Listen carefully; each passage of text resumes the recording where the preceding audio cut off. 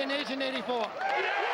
It's Fergal Moore, captain of Galway, lifting the Leinster trophy for the very first time.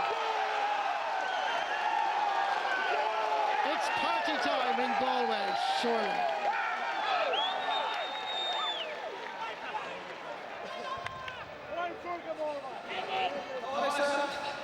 Uachtar on the hearing.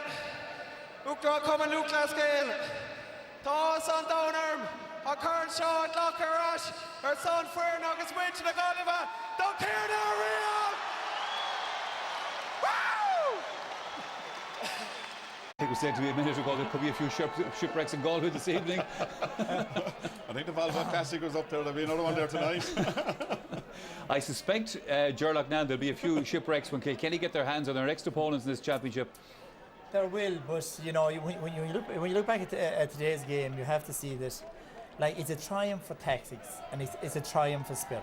You know, and spirit isn't always something we've associated with Galway team. You know. And the tactics, first of all, he must have been watching Spain because he played with no full forward line. You know, Joe Canning, who was the forward, played out around the middle of the field. So did Damien Hayes.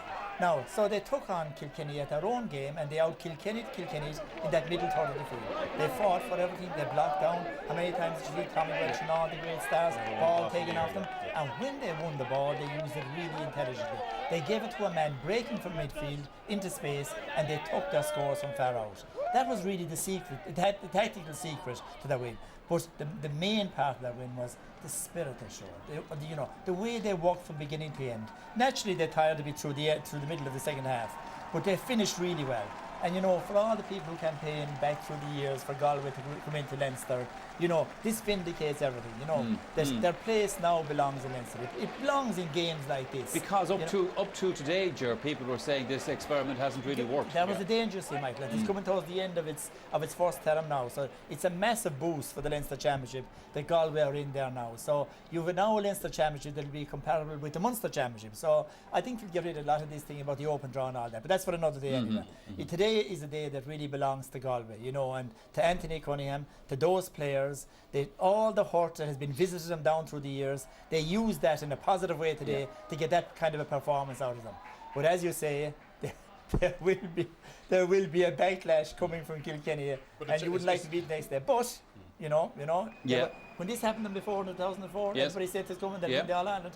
They didn't. No. Once beaten, everybody else gets courage now. Everybody else that'll face them will get courage now. They'll watch what Galway have done. So it has really opened up the championship, and what a battle we're going to have now between now and September. It has, and of course Kilkenny are still the All-Ireland champions. Liam, one thing that was very impressive in that second half from a Galway point of view was Kilkenny obviously weren't going to lie down under this. They fought their hearts out in the second half, started to squeeze down the score a little bit, but Galway's response was there. Yeah, all the time Galway just kept on picking off their points, and actually they'll be a little bit disappointed. They had a few wides in the second half that will disappoint them. So, you know, when they look back at the video, they say, God lads, we have a little bit more to go here, because I think, you know, a few times now Cyril Donlan and Damien Hayes and Joe Canning, you know, routine balls you'd expect to put over the bar didn't end up over the bar. But, you know, that's not a bad thing coming out of today in Croke Park, because at the end of the day, you know, this is only halfway house, really. You know, I mean, it's wonderful. I think look at for the game. I mean, Kilkenny have been up there 14 out of the last 15. I don't think you'd have seen the level of celebration if Kilkenny were up there again today. But you know, it does open it up a little bit as well. It does show us that, like, if you can match them for intensity, they really brought a huge intensity to their play today, and it paid off for them. And as I said, you know, they drove on really in that first half, and that's where they won the game. It opens it up in another way as well, Tomas, of course, which is that Galway are now into the All-Ireland semi-final, and Kilkenny have dropped down to a quarter-final. So that changes the dynamic of the championship. Michael, if you're a neutral looking in here, we have a championship now. I mean, people were handing over the McCarthy Cup since the Kilkenny defeat to Dublin and saying, look, it's all when traffic, it's going to be Kilkenny's All-Ireland. We have a serious hurling championship now, which has to be good for the game of hurling. Everybody, as George said, will be out there looking at it at themselves now, who are left in this championship. Yes, we have an opportunity here. We go down the same style, go down the same commitment, show the same level of spirit that Galway showed here, and they will say to themselves, yeah, we have a chance. And the two teams in the Munster final next week, Ger, Tip and Waterford, they'll be rubbing their chins this evening. Congratulations up there from studio. I don't think any of us saw it coming, but speaking to you before the game and even just the look in your eyes, you did see it coming, didn't you? Well, we believed that we were going very well in training, and we were absolutely, you know, convinced that we were going to put in a big show. You never know against Kilkenny, really. You know, I mean, what champions they've been since, you know, they're 28-29 matches unbeaten in Leinster, and you know they're an incredible team, and we just were really up to play them really more than anything, because you always want to battle the best. And I'm delighted for our lads, you know, particularly the older guys who haven't had, say, underage success. Fergal Moore, our captain there, Peter Isaac, coming off the pitch, said that he never won anything really at intercounty senior level. So I'm delighted for everybody really. You did know you were going to put in performance today. Could you really have seen the start that you got today coming, especially keeping Kilkenny scoreless for the first 20 minutes, only one from play in the whole first half? I suppose if you're underdogs the first time, the best time to go well is really at the start, really. And a very experienced team like Kilkenny probably were waiting there to get out of the blocks themselves. But we got a great start, and a couple of goals there will really set us up. And our play was very good, though, as you said earlier. Middle third was excellent. We were feeding a huge amount of balls in, so we're delighted. But it's not the end of Kilkenny either. Today's competition is over today, and we're so delighted to be the first team from the West to win, and we're so delighted to be in Leinster. But that competition is over now today, so it's the All-Ireland series now, and that's immediately what we'll be looking forward to. We'll have to, get back to the training field and work hard again. There'll be aspects of our play there that wouldn't get us over the line the next day, but we'll be working hard again.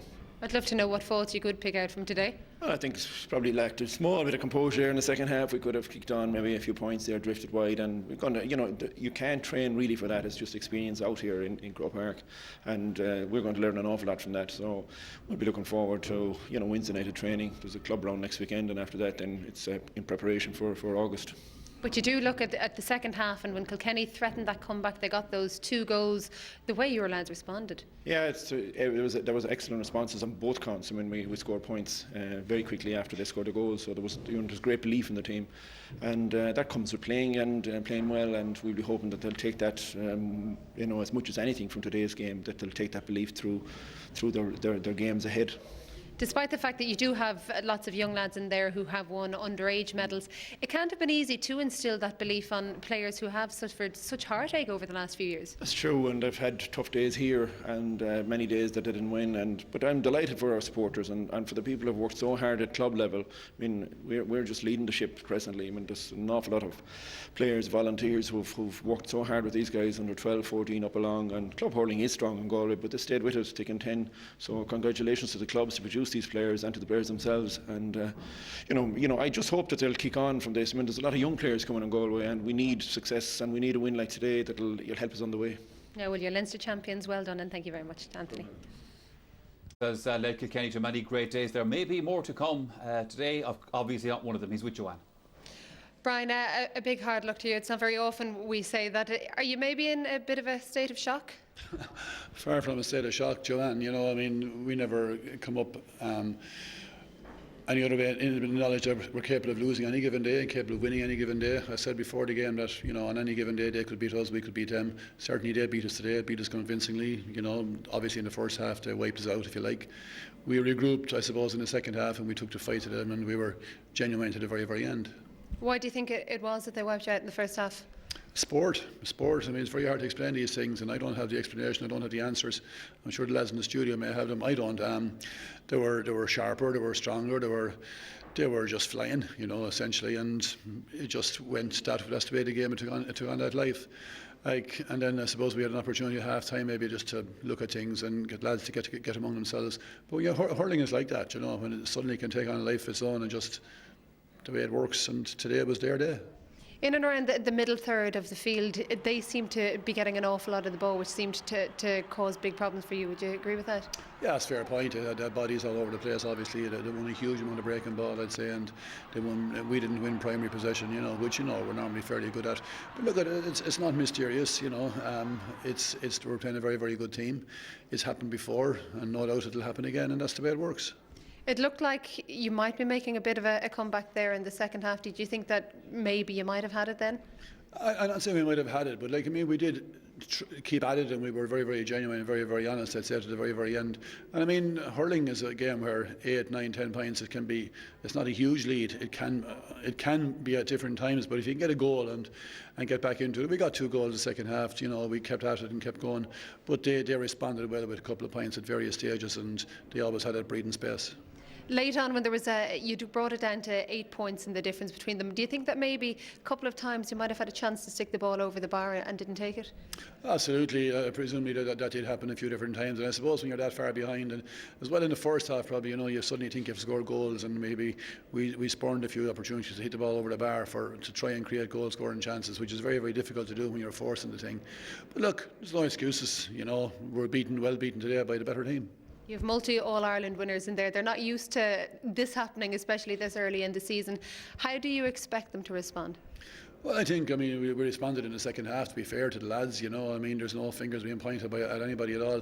The players responded well, they tore into the game, they gave themselves a huge mountain to climb. They weren't able to get to the summit of the mountain, but they certainly made a fair fist of attacking it at least, and the performance in the second half was decent. Well, Brian, I have no doubt I'll be talking to you plenty for the rest of the summer. Thanks a lot. Thanks, John. The park today. You're going to have Michael Finlay back in. You're going to have JJ Delaney back in. Colin Finlay went off very early, so he knows now. They're going to man up against each other down in Nolan Park, knowing that they're back in. There's still 3 matches. Okay, they'd like to be 2 matches this evening from that Ireland final. The difference is they're 3, and if whoever meets them in the quarter final is going to have a really, really tough task, I think, because they'll be men possessed down there in Nolan Park for the next few weeks. I've no doubt. Ger, you of course are a former Galway manager as well as a former Clare manager, and I'm sure there were times when you were there that you wanted to try and get that thunder out of them, that attitude, that kind of spirit and all that. No matter what you do, sometimes it's difficult to make those dynamics click, but they click today. It is, yeah, and that's why Anthony Cunningham and the players and all the management team deserve such credit for the way they played today. Because Galway have played like this before, maybe for 45, 60, 70 minutes, but never for or 60 minutes, but never for the full game. And I think this was a brilliant tactical plan. But to carry out the tactical plan, they needed the players to give it absolutely 100%, and that's what they did. Look at the chasing. Look at Joe Canning here, the full forward. Look at this, 50 yards from his own goal, wins the ball, gives a shoulder, gives an intelligent ball to Damien Hayes, Damien another intelligent ball down to David Buck. It's not alone. The tone definitely seems to be, it's still only July, there's plenty of hurling yet to play. Fergal Moore, would I be correct in that? Absolutely. We're obviously delighted to have the Bob O'Keefe Cup here with us, but we'll enjoy tonight. But the year's not about a Leinster final for us, it's all about the semi-final for us now, and we're absolutely delighted to be there. I bet you are, and especially after what happened today. It's only, I think, less than 11 months since we were all in Thurles and that there were tears coming from this Galway side. What has the turnaround been? Well, every year is different. We knew at the start of 2012 that no cup had been given out, and it was a blank canvas. And to be fair, Anthony, Matty, and Tom come in, and they've changed things up in the panel. They've changed the training, and it's going okay at the moment. We're obviously hugely proud of the performance we put up today. I'm very proud of the players. The performance they put up from 1 to 32. Everyone was so focused today going up. But look, we're well aware, Joanne, that the performance today was good enough to win a Leinster final. It won't be good enough to win an All Ireland semi-final in August. And we'll enjoy tonight, but it'll be down to brass tacks again on Wednesday and hard work, and we'll be preparing for that game. Yeah, Anthony, how much more then can you? Crucial, and he gave a virtuoso display then of point taking, and he was a huge threat to Kilkenny all through, and as I said, it was a tight decision. You could have given Damien Hayes was excellent, there was a number of players excellent, but I decided to give it to Joe in the end. All right, then let's hear then from Joe Canning. Where did the belief come from ahead of today?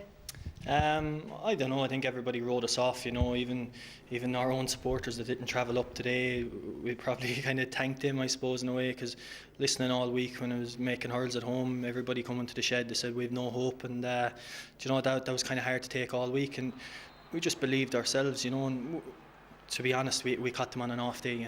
Still, it's only a stepping stone. It's a Leinster final, but still the All Ireland semi-final is coming down the track in a couple of weeks, and once tomorrow morning we get up, that's what we'll be concentrating on. Well, for now you get to enjoy this, and you're the man of the match. Well done, Joe Canning, and here to present you with your award is Jerry Conlon of Guinness. Yeah, I don't know if Joe makes hurleys like that in the shed, but there'll be lots of people calling in.